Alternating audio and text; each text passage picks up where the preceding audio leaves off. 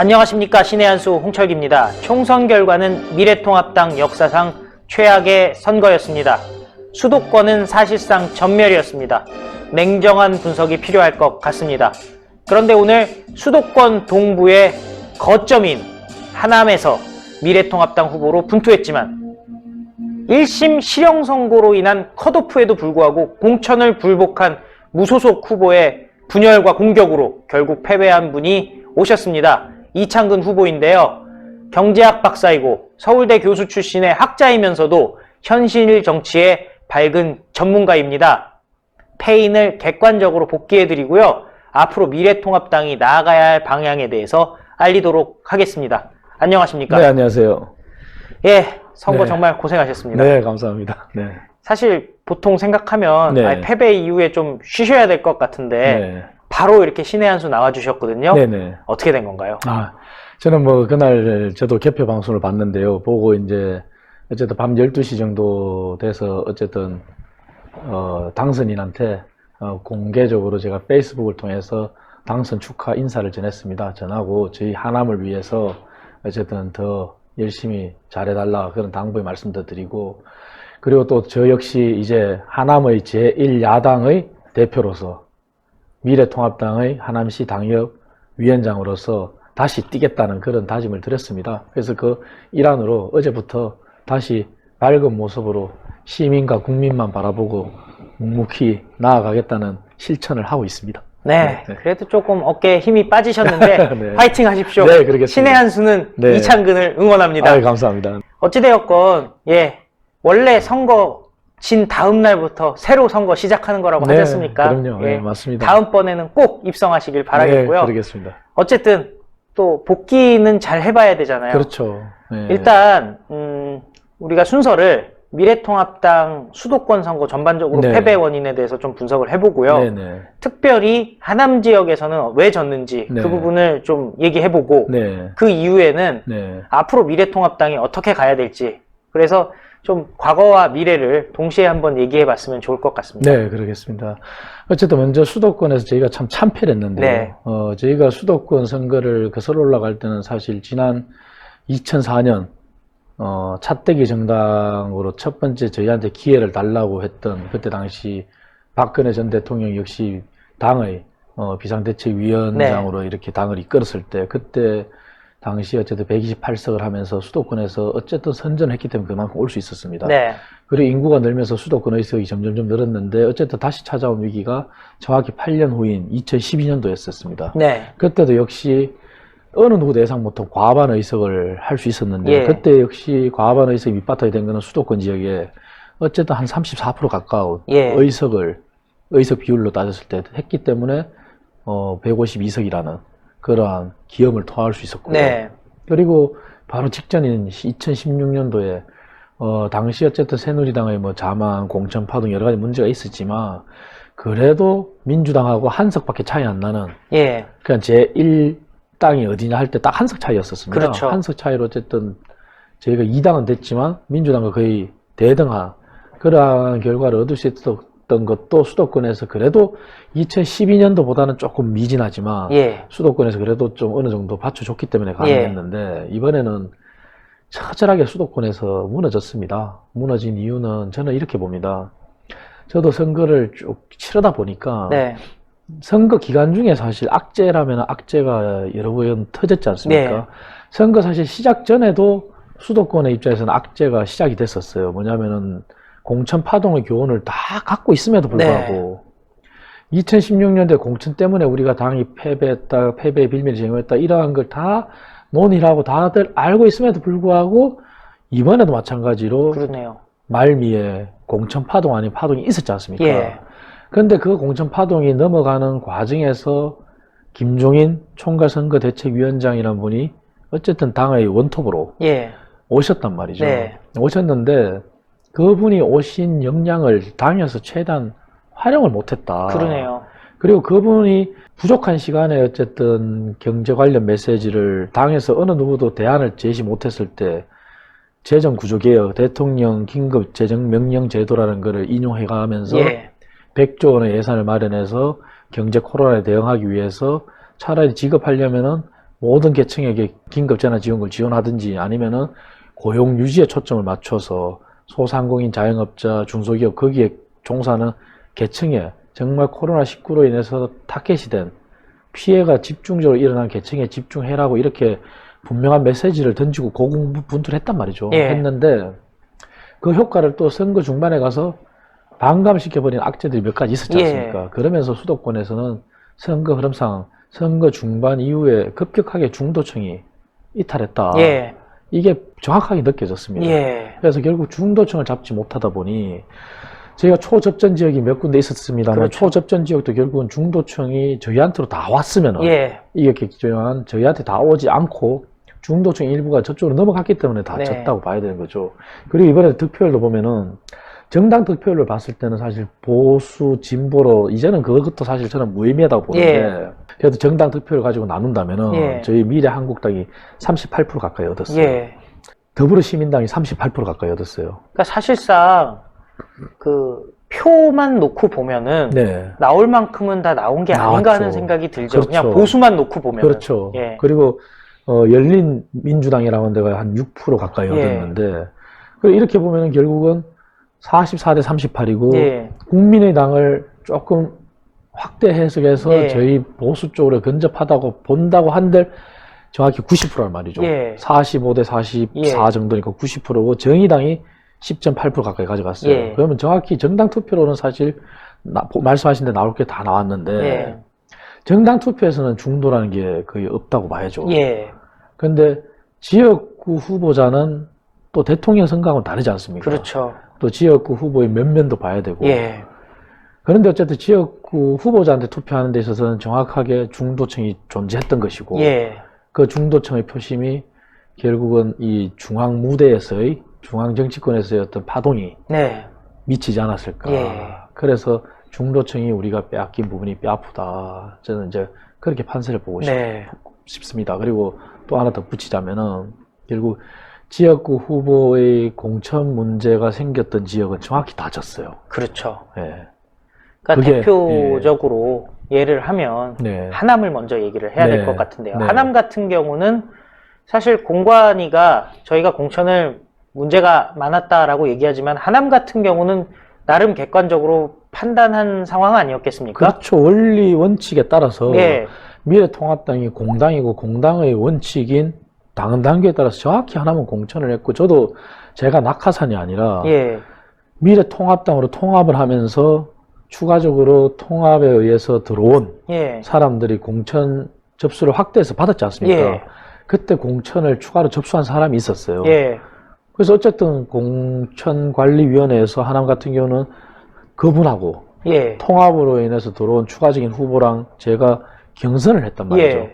그래서 제가 경선에서 공정하게 승리를 하고 근데 그 공천에서 탈락한 그분이 공천 승복을 못하고 불복하고 무소속으로 나왔는데 네.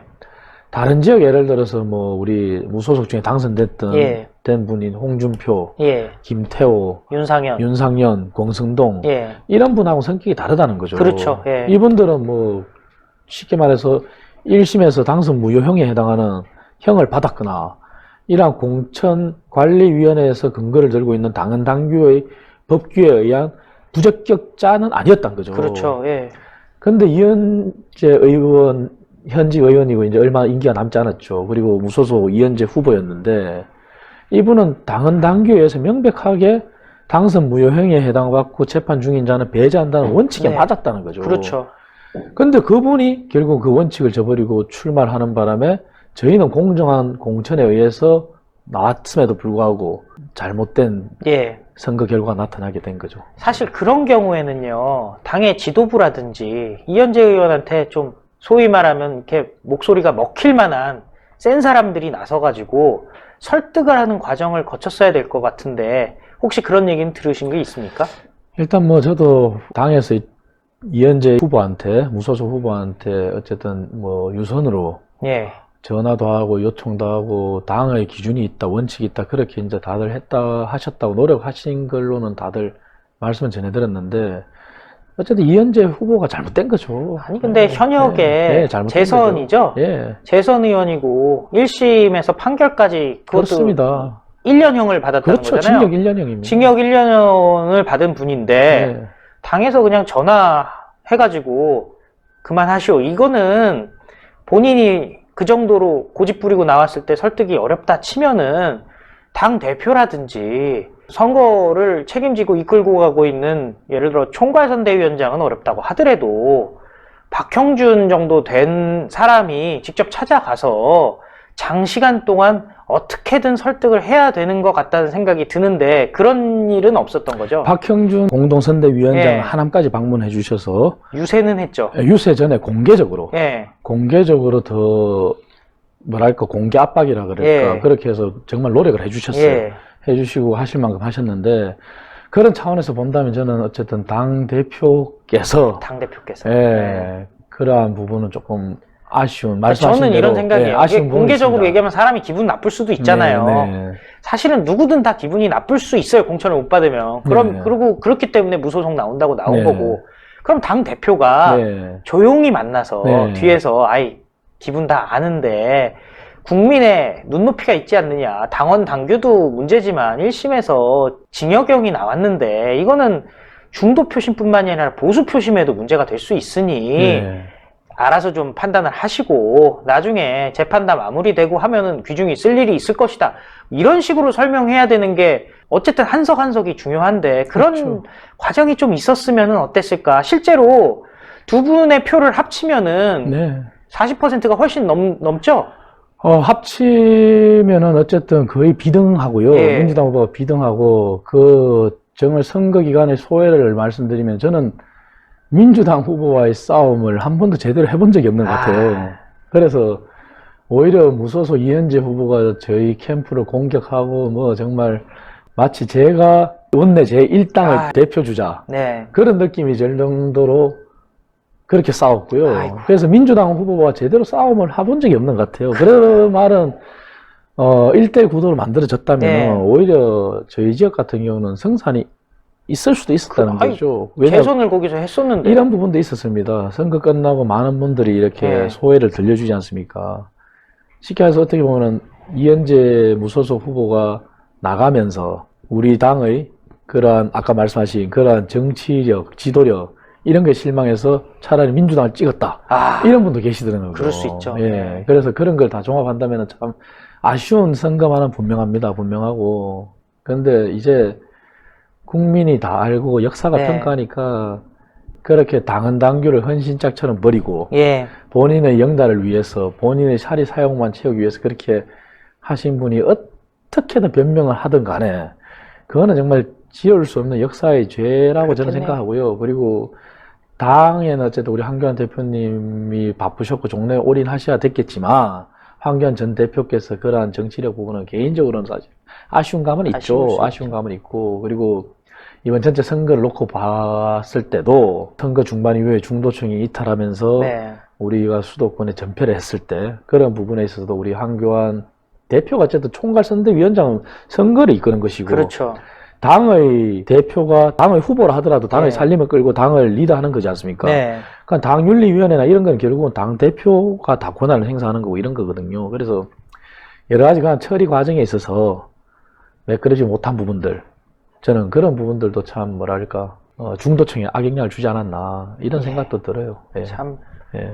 그리고 또 하남의 위치 자체가 서울의 선거 바람이 경기도 동부로 그렇죠. 가는 관문이지 않습니까? 그렇습니다. 예. 하남 정말 중요했는데 네. 황교안 대표가 그렇게 중요시 않게 생각한 게 아닌가 하는 걱정이 좀 드는데 이미 다 지나간 네. 일이니까요. 근데 공천도 보면요.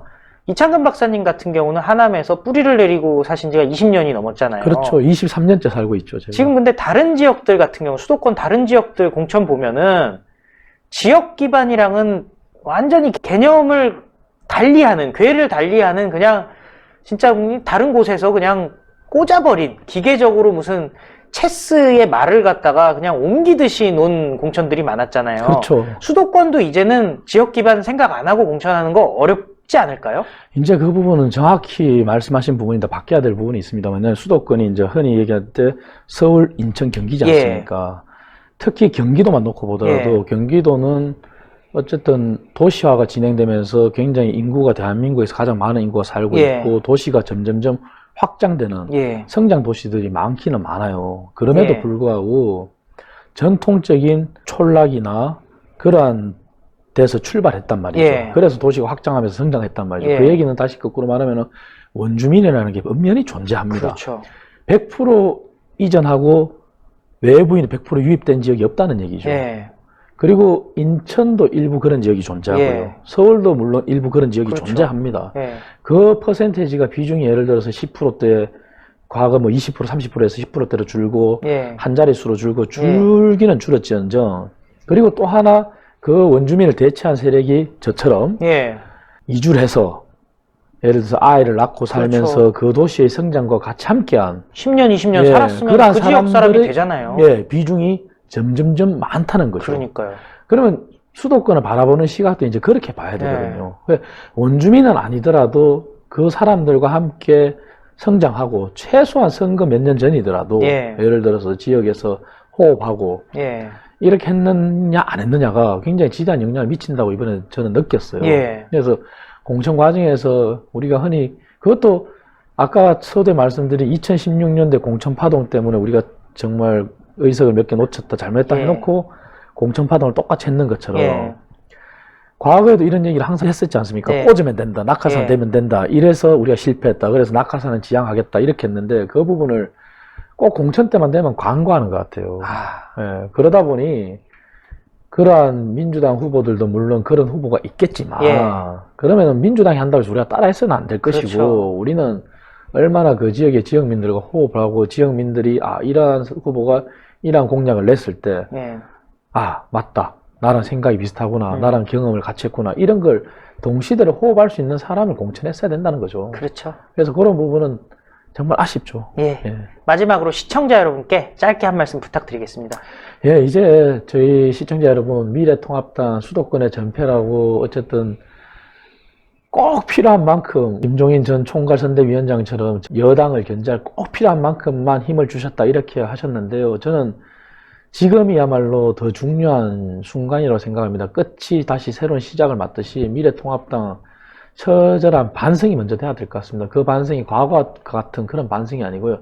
당장에 시청자 여러분들도 눈에 보이지 않겠습니까? 제 눈에도 당장에 보이는 게 이번 총선 때 김종인 총괄선대위원장 오시기 전에 제대로 된 정책 공약 하나도 제대로 나온 게 없습니다. 지난 지방선거 때도 그렇고 이번에도 그렇고 선거 공약집이라고 해서 과거 박근혜 전 대통령이 진두지휘할 때 체계적으로 이렇게 내놓고 세일즈하고 했던 그런 부분들이 좀 미진한 게 아닌가, 그런 컨텐츠가 부족한 거 아닌가 그런 생각이 듭니다. 그리고 당이 지금 위기에 또 빠졌는데요. 총선을 계기로 위기에서 벗어나야 될 2020년이었는데 다시 위기에 빠졌지만 저희 처절하게 다시 반성하고 다시 출발한다면은 새로운 미래가 있을 거라고 생각합니다. 그런 차원에서 다시 저도 당협위원장으로서 다시 뛸 테니까 다시 한 번 더 기회를 주시고 지켜봐 주시기 바랍니다. 예, 오늘 말씀 감사했습니다. 네, 감사합니다. 예, 총선 패배를 했는데 공천도 문제가 있고 또 선거운동 과정에서 가진 악재도 나왔습니다. 근데 악재도 악재지만요, 예, 이렇게 하남같이 무소속이 나와서 표를 나누는 상황, 그런데 이에 대해서 당 지도부, 특히 당대표가 직접 나서서 좀 더 신경을 썼으면, 설득을 했으면 우리 표가 하나가 되고, 또 그게 그 화합이 하나만 이기는 것이 아니라 인근 지역들 있잖아요. 지금 인근 지역들도 다 패배했지 않습니까? 인근 지역까지 상호 간에 서로 좋은 작용이 됐을 텐데 그게 실패를 한 것 같습니다. 예, 미래통합당도 새로이 출발을 할 것이고, 그리고 이창근 후보도 이제 선거 3일째라고 생각하시면 될 것 같습니다. 4년 후에 이창근 박사의 승리 소식을 기대할 텐데요. 미래통합당도 예, 앞으로 다가오는 지방선거나 대선에서나 아니면 다음 총선에서나 새로운 모습 보여줄 수 있도록 정말 뼈를 깎는 노력을 하면 좋을 것 같습니다. 신의 한 수도요, 많이 반성하고 또 그동안 그래왔듯이 열심히 노력하겠습니다. 감사합니다. 감사합니다. 신의 한 수의 구독, 좋아요, 알림 방법입니다. 보실 영상을 눌러주세요. 아래의 구독 버튼을 눌러주세요. 그럼 종 모양이 나옵니다. 그 종 모양을 눌러주시면 신의 한 수의 새로운 영상들이 알림이 울립니다. 그리고 엄지척 좋아요 버튼을 눌러주세요. 여러분의 구독, 좋아요 버튼은 신의 한 수에 큰 힘이 됩니다. 댓글로 여러분의 많은 의견도 듣고 있습니다. 응원의 댓글도 부탁드립니다.